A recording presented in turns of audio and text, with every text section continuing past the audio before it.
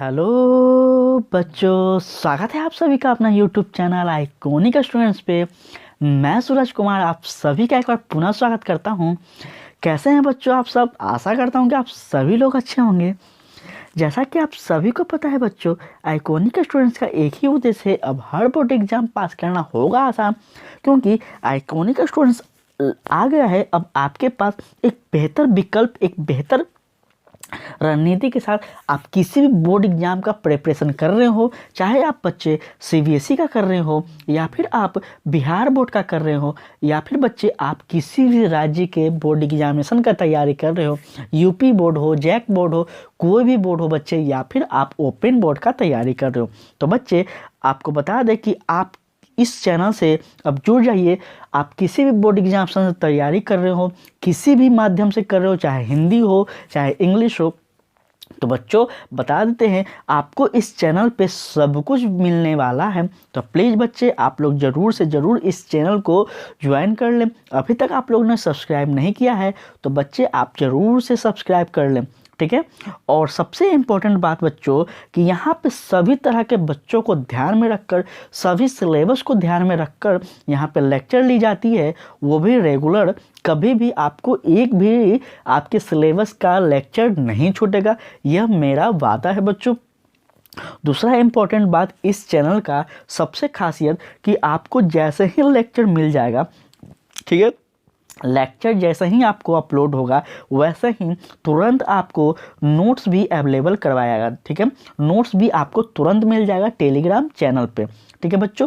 किसी भी तरह का एक भी शुल्क नहीं मांगा जाएगा, किसी भी तरह का पे नहीं करवाया जाएगा, और आपको बच्चे क्या होगा, नोट्स भी अवेलेबल करवाया जाएगा आपके सिलेबस के अकॉर्डिंग। तो ये आपके लिए सबसे ज़्यादा फ़ायदा है और यह इस चैनल का सबसे इम्पोर्टेंट बात है, ठीक है बच्चों। क्योंकि आपको बता दिए हम पहले ही कि हमारा उद्देश्य है बच्चों, आइकॉनिक स्टूडेंट्स का उद्देश्य है कि अधिक से अधिक बच्चे एग्ज़ाम में पास करें। और जो बोर्ड एग्ज़ाम बच्चों को मानसिकता बना दिया गया है, ये बोर्ड एग्ज़ाम बहुत टफ है, बोर्ड एग्ज़ाम पास करना आज के समय में आसान नहीं है, इसी मानसिकता को बदलने के लिए हम आए हैं और आप सभी का सहयोग चाहिए बच्चों।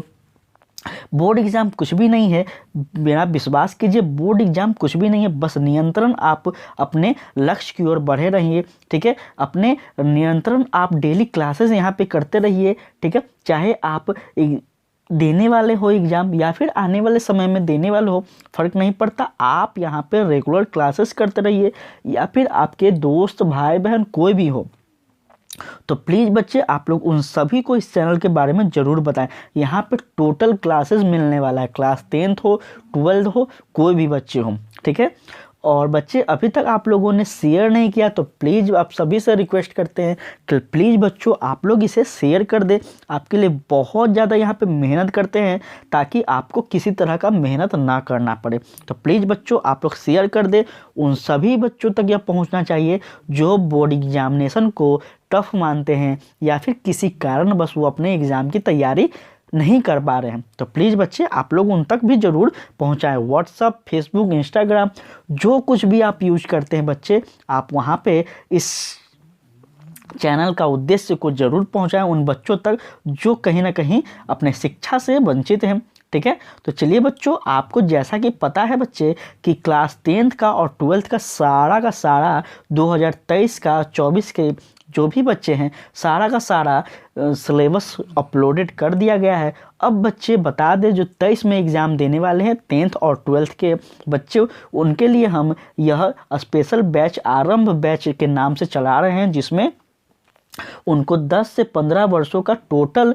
बोर्ड के द्वारा जो भी प्रश्न पूछे गए हैं उन सभी प्रश्नों का हम संग्रह दे रहे हैं। यह यूट्यूब पे पहली बार हो रहा है बच्चे। तो प्लीज़ बच्चे आप लोग शेयर कर दें और दबा कर शेयर करें ताकि सभी बच्चे अपने एग्ज़ाम की तैयारी को यहाँ आकर माप सकें, ठीक है।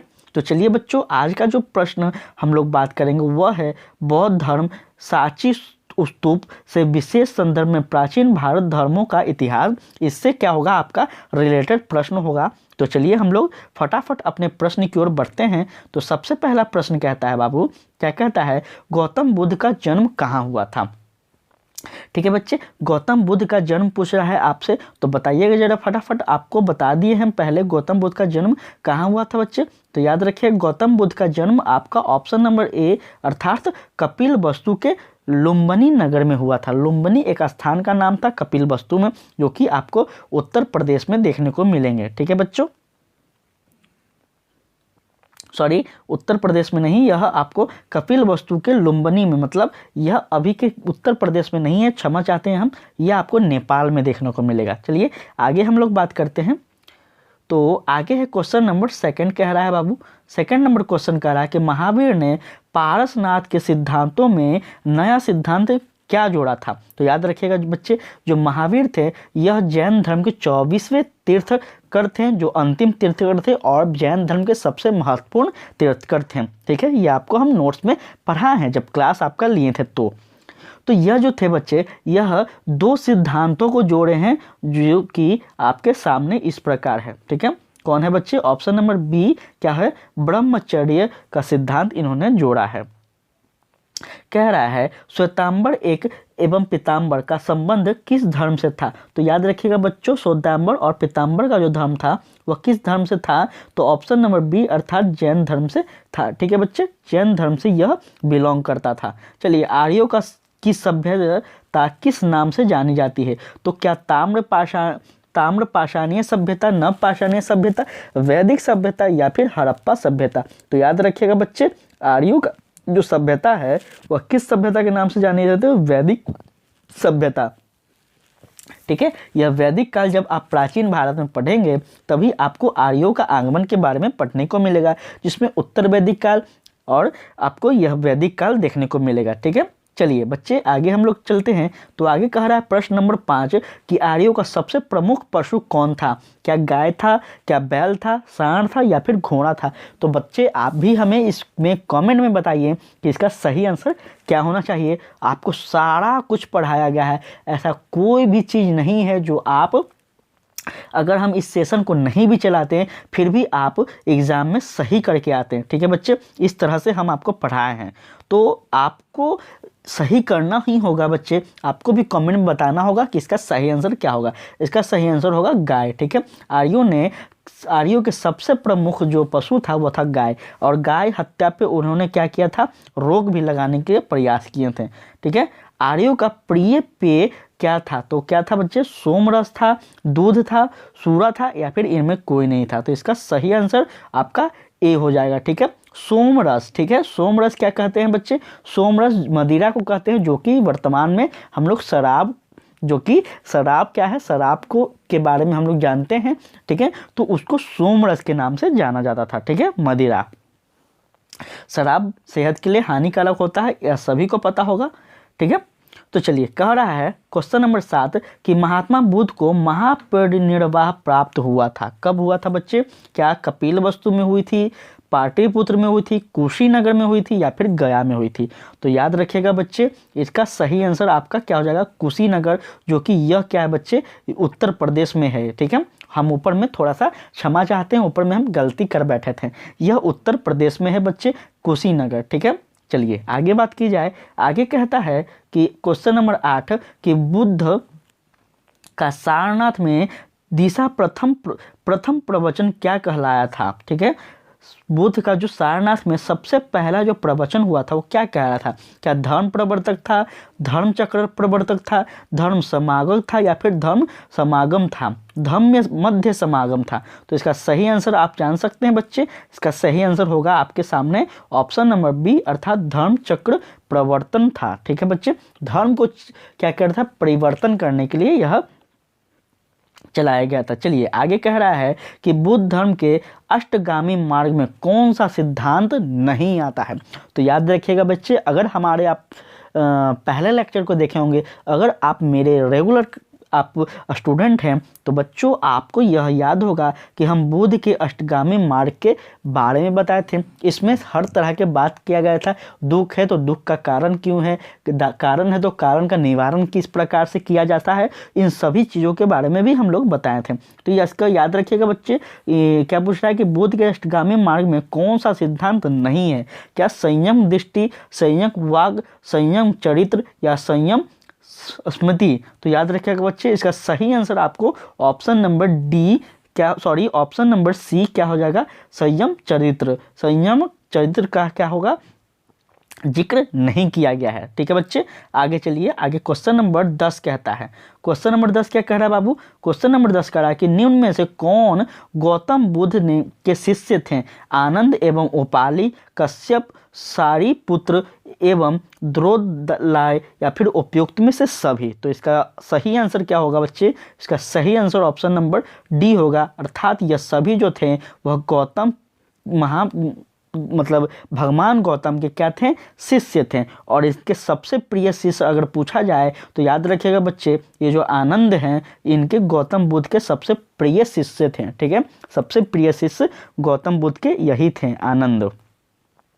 तो चलिए बच्चों, 11 नंबर क्वेश्चन कह रहा है कि किसके शासन काल में बौद्ध धर्म का विभाजन हीनयान और महायान संप्रदाय में हुआ था। तो याद रखिएगा बच्चों, अशोक है, कनिष्क है, हर्षवर्धन है, या फिर धर्मपाल है। तो इसका सही आंसर ऑप्शन नंबर बी क्या होगा बच्चे, कनिष्क के समय में क्या हुआ था, बौद्ध धर्म का 2 विभाजन हो गया था। एक को कहा गया हीनयान, एक को कहा गया महायान। ठीक है, ये आपको हम बहुत ही बेहतरीन ढंग से पढ़ाए हैं। चलिए, कह रहा है आगे क्वेश्चन नंबर 12, क्या कह रहा है बाबू, क्वेश्चन नंबर 12 कह रहा है कि गौतम बुद्ध के गृह त्याग की घटना को बौद्ध ग्रंथों में क्या कहा गया है, गृह त्याग। ठीक है, जब गौतम बुद्ध अपने घर को त्याग कर निकलते हैं तो उसको बौद्ध धर्म में ग्रंथों में कहा क्या गया है। तो क्या कहा गया बच्चे, ऑप्शन नंबर ए इसका सही आंसर क्या होगा, ऑप्शन नंबर ए अर्थात तो महानिष्क्रमण। ठीक है, महानिष्क्रमण कहा गया है। ठीक है, बौद्ध धर्म में किसी व्यक्ति को घर से निकल जाने में के लिए, ठीक है, मतलब वो सन्यासी की ओर चला गया तो इस मार्ग को क्या किया गया है, तो महानिष्क्रमण कहा गया है। याद रखिएगा, ये सब काफी ज्यादा इंपॉर्टेंट है। 13 नंबर क्वेश्चन कहता है कि गौतम बुद्ध ने बौद्ध संघ की स्थापना कहाँ की थी, बनारस में की, सारनाथ में की, राजगिरी में की, या फिर चंपा में की।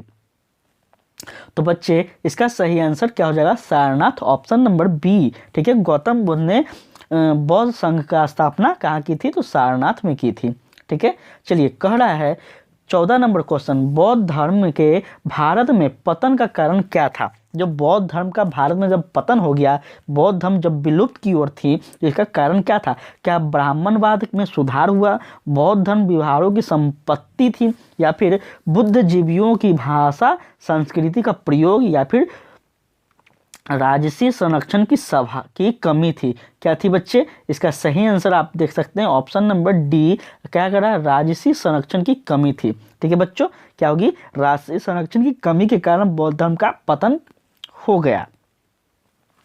गौतम बुद्ध किस कुल के संबंधित थे, क्या वो शाक्य कुल थे, गायत्री कुल थे, कौलिक कुल थे, या फिर मौर्य कुल थे। तो बच्चे याद रखिएगा, वह गौतम बुद्ध जो थे वो क्या थे, शाक्य कुल से थे। ठीक है, शाक्य कुल से वह आते थे। ठीक है, कह रहा है निम्न में से प्राचीनतम वेद कौन है, क्या सामवेद है, ऋग्वेद है, या फिर अथर्ववेद है, या फिर यजुर्वेद है।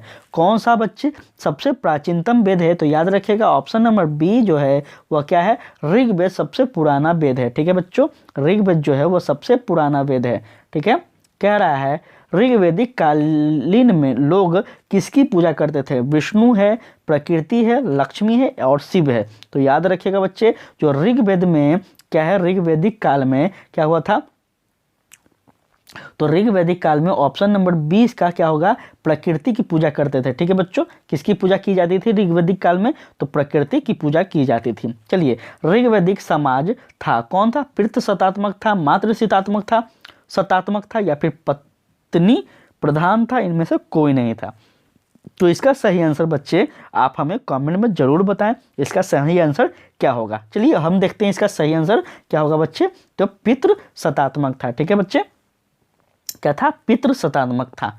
चलिए, वेद का अर्थ है ज्ञान, कर्म, पूजा, या फिर आपको सुनना। वेद का क्या अर्थ होता है, तो वेद का अर्थ होता है मेरे बच्चे, क्या होता है, ऑप्शन नंबर ए क्या कह रहा है, ज्ञान। वेद का मतलब क्या होता है, ज्ञान की अर्थ से ली जाती है। चलिए 20 नंबर क्वेश्चन कह रहा है, क्या कह रहा है बाबू, कह रहा है ऋग्वेद के पुरुष में सर्वप्रथम किस वर्ष का उल्लेख मिलता है?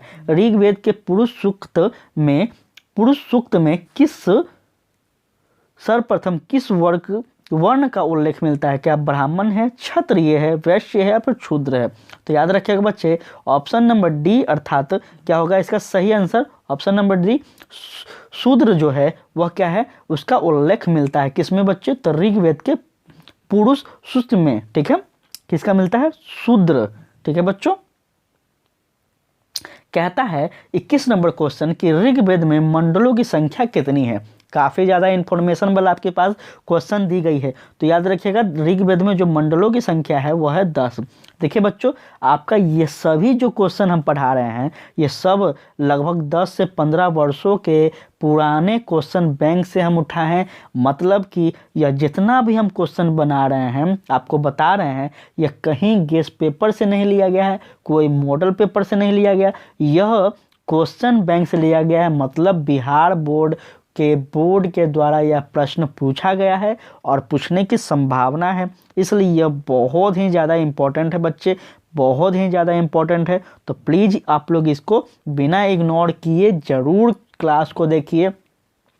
PDF आपको टेलीग्राम पे मिल जाएगा, वहाँ पे आप अभ्यास करते रहिएगा। और हाँ बच्चों, अभी तक शेयर नहीं किए तो आपसे रिक्वेस्ट कर रहे हैं, एक बार ज़रूर शेयर कर दें ताकि सभी बच्चों तक ये इन्फॉर्मेशन पहुँच जाए।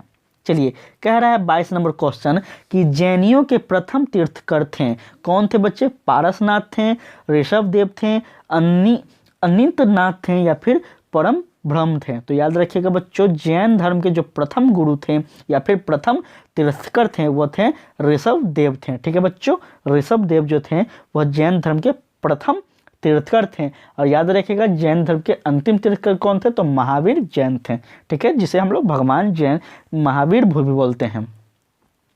23 नंबर क्वेश्चन क्या कह रहा है कि सर्वमान्य मत के अनुसार आर्य कहाँ के मूल निवासी थे? क्या यूरोप के थे, अफ्रीका के थे, मध्य एशिया के थे या फिर दक्षिणी पश्चिमी एरिया के थे? तो बच्चों, इसका सही आंसर आपको ऑप्शन नंबर सी क्या हो जाएगा? मध्य एशिया के थे। ठीक है, जो आर्य आए थे हमारे भारत में, जो आर्य निवास किए थे वह कहाँ से आए थे? तो आपको बता दें बच्चों, यह अपना भारत है और इस ओर से, ठीक है, इस ओर से मध्य एशिया के इस ओर से उन्होंने क्या हुआ था? भारत में प्रवेश किए थे। ठीक है बच्चों, चलिए आगे हम लोग आगे बात करें तो आगे कहता है कि उपनिषद मूलतः किस प्रकार के ग्रंथ हैं? तो उपनिषद बच्चों क्या है? राजनीतिक है, सामाजिक है, धार्मिक है या फिर आपको बता दें बच्चों यह दार्शनिक है? तो इसका सही आंसर क्या होगा? ऑप्शन नंबर डी अर्थात जो उपनिषद है वह क्या है बच्चे? दार्शनिक ग्रंथ है। ठीक है बच्चों, दार्शनिक ग्रंथ है, काफ़ी ज़्यादा इंपॉर्टेंट है। प्लीज़ आप सभी से रिक्वेस्ट है कि आप लोग याद रखिएगा। निम्नलिखित वर्गों में किसे उन्नयन संस्कार कहने का अधिकार नहीं था? बच्चों आपको बता दें, उन्नयन संस्कार किसको कहने का नहीं था? तो शूद्र को। ठीक है, क्योंकि प्राचीन समय में शूद्रों को बहुत ही टॉर्चर किया जाता था, बहुत ही उनके साथ शोषण किया जाता था, उनको हीन भावना से, हीन दृष्टि से देखा जाता था। और यह सभी चीज़ आपको हम जब लेक्चर लिए तो बहुत ही प्यार से, बहुत ही बेहतरीन ढंग से समझाए हैं बच्चे। तो आप लोग एक बार विजिट कर लीजिए टेलीग्राम पे, आप चैनल पे जाकर प्लेलिस्ट में जाकर देख लीजिए, बहुत ही बेहतरीन ढंग से पढ़ाया गया है। कह रहा है बोगजा कोई नामक स्थान कहाँ स्थित है? ठीक है बच्चों, बोगजा कोई जो स्थान है वो कहाँ है? तो ऑप्शन नंबर सी अर्थात एशिया माइनर में स्थित है। बोगजा गोई नामक जो स्थान है वो एशिया माइनर में स्थित है। कहता है प्राचीन भारत में द्वितीय शहरीकरण कब हुआ था? तो ऋग वैदिक काल है, उत्तर वैदिक काल है, प्राग मौर्य काल है या फिर मौर्य काल है? तो बच्चों आपको बता दें, इसका सही आंसर ऑप्शन नंबर सी अर्थात प्राक मौर्य काल में क्या हुआ था? तो द्वितीय शहरीकरण हुआ था। ठीक है बच्चों, द्वितीय शहरीकरण हुआ था। कह रहा है 28 नंबर क्वेश्चन कि हीनयान और महायान संप्रदाय किस धर्म से संबंधित थे? हीनयान और महायान अभी जस्ट हम आपको ऊपर के स्लाइड में पढ़ा चुके हैं। ठीक है, तो कौन थे बच्चे? तो यह ऑप्शन नंबर 20 का है, बौद्ध धर्म से संबंधित है, हीनयान और महायान। कह रहा है 29 नंबर क्वेश्चन कि जिस बौद्ध वृक्ष के नीचे बुद्ध ने ज्ञान की प्राप्ति हुआ था उसे किसने नष्ट कर दिया। तो याद रखिएगा बच्चे, उसको किसने नष्ट कर दिया, तो उसने नष्ट कर दिया वह था ऑप्शन नंबर ए, अर्थात कौन था, शशांक था। ठीक है, शशांक ने किया। और यह बोधि वृक्ष कहाँ था, तो हमारे बिहार के गया जिले में यह बोधि वृक्ष था। ठीक है बच्चों, चलिए प्रश्न नंबर 30 कहता है क्या कि धर्म चक्र परिवर्तन क्या है। मोक्ष की प्राप्ति है, प्रथम उपदेश है, आचार संहिता या फिर संघ का संगठन है। तो बच्चों इसका सही आंसर हो जाएगा आपका ऑप्शन नंबर बी, अर्थात प्रथम उपदेश है। तो धर्म चक्र है, अभी हम आपको ऊपर के स्लाइड में पढ़ाएं कि धर्म चक्र सबसे पहले कहाँ दिया गया है, ये चीज़। तो क्या है बच्चों, ये सबसे पहला उपदेश है, किसके द्वारा, तो भगवान बुद्ध के द्वारा। चलिए आपका 30 प्रश्न यहाँ पे सॉल्व हुआ है। और बच्चे आप हमें कमेंट में बताएं कि आपने इतने प्रश्नों में से आप कितना सही कर पाए हैं, कितना आप अभी आपका एग्ज़ाम किस तरह, मतलब एग्ज़ाम आने वाला है और आप कितने तैयार हैं। तो बच्चों प्लीज़ आप लोग ज़रूर बताएं। ठीक है, चलिए आगे कहता है क्वेश्चन नंबर 31 क्या कह रहा है कि गौतम बुद्ध को ज्ञान किस नदी के किनारे मिला था। तो याद रखिएगा बच्चे, गंगा नदी ऑप्शन में दिया गया है, गंडक नदी है, निरंजना नदी है और कमला नदी है। तो बच्चों अगर आपको मेरा पढ़ाया गया टॉपिक याद है, मेरा चैप्टर जो हम पढ़ाए थे वो याद है, तो बच्चे आप इसका आंसर बिल्कुल सही करेंगे। और इसका आंसर क्या है बच्चे, इसका आंसर है नर्मदा। ठीक है, क्या है, निरंजना नदी इसका सही आंसर है बच्चों।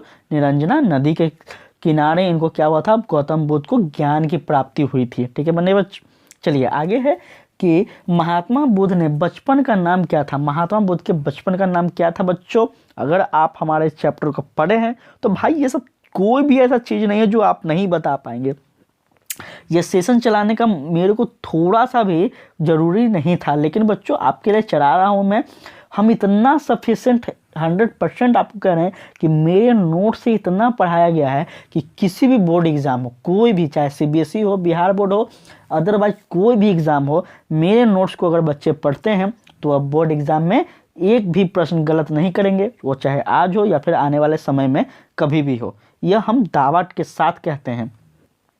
तो याद रखिएगा बच्चों, महात्मा बुद्ध का जन्म कहाँ का नाम क्या हुआ था। तो याद रखिएगा उनका नाम था ऑप्शन नंबर ए, क्या था, सॉरी बी, सिद्धार्थ। ठीक है बच्चों, महात्मा बुद्ध का बचपन का नाम सिद्धार्थ था और उनके पुत्र का नाम, महात्मा बुद्ध के जो पुत्र थे उनका नाम राहुल था। ठीक है बच्चों, राहुल था। तो ये सब चीज़ याद रखिएगा, ये सब छोटे मोटे चीज़ हैं। महात्मा बुद्ध को ज्ञान कहाँ प्राप्त हुआ था। तो याद रखिएगा बच्चे, महात्मा बुद्ध को जो ज्ञान की प्राप्ति हुई थी वह कहाँ हुई थी, ऑप्शन नंबर सी, बी, बोध गया में। ठीक है बच्चों, बोध गया में उनको ज्ञान की प्राप्ति हुई थी। चलिए कहता है 33 नंबर क्वेश्चन हो गया, आप 34 नंबर क्वेश्चन की ओर बढ़े। तो कह रहा है गौतम बुद्ध के समकालीन मगध सम्राट था कौन था। भाई बहुत ज़्यादा इंपॉर्टेंट है। गौतम बुद्ध के जो समय में जो मगध का सम्राट था कौन था, चंद्रगुप्त मौर्य था, बिंबिसार था, अजातशत्रु था या फिर अशोक था। तो बच्चों उनके शासन काल की, उनके समय की बात की जा रही है तो बिंबिसार था। ठीक है बच्चों, बिंबिसार था। अशोक पे कोई भी टिक नहीं लगाएंगे। अशोक की उनके क्या हुआ था, जब गौतम बुद्ध की मृत्यु हो गई थी तब अशोक था। ठीक है, चलिए आगे हम लोग बात करें 35 नंबर क्वेश्चन कि गौतम बुद्ध को खीर खिलाने वाली स्त्री का नाम क्या था। बहुत ही प्यारा प्रश्न, बहुत बहुत बहुत प्यारा प्रश्न है बच्चों। इसका सही आंसर आप लोग जरूर दीजिएगा। ठीक है, क्या है, अम्बपाली है, सालवंती है, गौतमी है या फिर सुजाता है। तो बच्चों इसका सही आंसर क्या होगा, ऑप्शन नंबर डी, अर्थात सुजाता। सुजाता ने ही गौतम बुद्ध को खीर खिलाया था और उनके साथ 4 अनुयायी और थे, 4 लोग और थे। वो क्या हुए थे, वह गौतम बुद्ध से इसी कारण नाराज हो गए थे और उनका साथ छोड़कर वह चले गए थे। ठीक है बच्चों, तो ये सब चीज़ को आप लोग प्लीज़ याद रखिएगा। चलिए आगे कहता है 36 नंबर क्वेश्चन की चौथी बुद्ध परिषद किस शासक के काल में हुआ था। ठीक है, चौथी बुद्ध परिषद या फिर हम लोग कह ले चौथा बुद्ध संगम किस शासक के काल में हुआ था। तो याद रखिएगा किस शासक के काल में हुआ था, तो कनिष्क। ठीक है, ऑप्शन नंबर डी इसका सही आंसर हुआ था। कनिष्क के शासन काल में क्या हुआ था, चौथी बौद्ध संगम हुई थी या फिर परिषद हुई थी। 37 नंबर कह रहा है कि प्रथम बौद्ध संगीत का आयोजन कहाँ हुआ था। तो बच्चों बता दें आपको 37 नंबर क्वेश्चन का ऑप्शन नंबर ए क्या हुआ था, प्रथम बौद्ध संगीत का आयोजन राजगिरी अर्थात अपने बिहार में ही हुआ था। ठीक है बच्चों। कह रहा है 38 नंबर कि द्वितीय बौद्ध संगीत का आयोजन कहाँ हुआ था। तो द्वितीय बौद्ध संगीत का आयोजन भी क्या हुआ होता था बच्चों, तो द्वितीय बौद्ध संगीत का आयोजन भी अपने बिहार के वैशाली जिला में हुआ था। ठीक है बच्चों। चलिए आगे कह रहा है 38 नंबर क्वेश्चन हो गया। उसके बाद चतुर्थ बौद्ध संगीत का आयोजन कहाँ हुआ था। तो बच्चों चतुर्थ बौद्ध संगीत का आयोजन हुआ था ऑप्शन नंबर बी अर्थात श्रीनगर में हुआ था बच्चे। ठीक है, श्रीनगर में इसका आयोजन हुआ था। 40 नंबर क्वेश्चन कहता है कि ऋग्वेदिक आर्यों के उदय देवता कौन थे, उद देवता कौन थे। तो इंद्र थे, वरुण थे, अग्नि थे या फिर रुद्र थे। तो बच्चों इसका सही आंसर आप क्या हो जाएगा, ऑप्शन नंबर ए इसका इंद्र थे। ऋग्वेद आर्यों के उद देवता कौन थे, तो इंद्र थे। ठीक है बच्चों, इंद्र की उन्होंने क्या कहते थे, उपासना करते थे। 41 नंबर क्वेश्चन की बात की जाए तो ऋग्वेद में वर्णित दशराज्य युद्ध किस नदी के किनारे हुआ था। तो किस नदी के किनारे हुई थी, ऑप्शन नंबर सी क्या है, परुशनी नदी के किनारे हुई थी। ठीक है, ऋग्वेद में वर्णित 10 राज्य युद्ध किस नदी के किनारे होते, तो परुशनी नदी के किनारे हुई थी। ऑप्शन नंबर सी इसका सही आंसर होगा। अर्थात 42 नंबर क्वेश्चन की बात की जाए तो कह रहा है महावीर जैन को किस नदी के किनारे ज्ञान की प्राप्ति होती है। बहुत ज्यादा इंपॉर्टेंट है बच्चों, बहुत ज्यादा। सी नंबर क्या कह रहा है बच्चों, सी नंबर कह रहा है त्रिजु पालिका। ठीक है, त्रिजु पालिका के किनारे होती है। ठीक है बच्चों। चलिए बौद्ध धर्म के बारे में हम लोग पढ़ लिए, जैन धर्म के भी बारे में हम लोग जानकारी प्राप्त किए हैं। अब कह रहा है 43 नंबर कि किस वंश ने बौद्ध धर्म को संरक्षण प्रदान किया था। तो बच्चों आपको बता दें संरक्षण प्रदान करने वाला बौद्ध धर्म को किसने, कौन थे, तो वह थे इंडो ग्रीक। ठीक है, एक मिनट बच्चे, किस वंश ने बौद्ध धर्म को संरक्षण प्रदान किया था, इंडो ग्रीक, सातवाहन, कम या फिर शुंग। तो थोड़ा सा बच्चों इस पे मुझे थोड़ा सा डाउट है, तो हम इसको अभी क्लियर नहीं करेंगे। आप लोग बच्चे इसे कमेंट में ज़रूर बताइएगा कि कमेंट में ये क्या है। ठीक है बच्चों, कमेंट में इसका आंसर आप लोग भी दीजिएगा। देखिए आप लोग हमें जानते हैं कि हम जहाँ पे डाउट मुझे रहता है तो उसको हम क्लियर नहीं करते हैं। ठीक है, हम 2 ही 3 ही 5 ही प्रश्न बताएं लेकिन क्लियर चीज़ को बताएंगे ताकि आप कहीं पे भी ताल ठोक कर उस चीज़ को बोल सकें।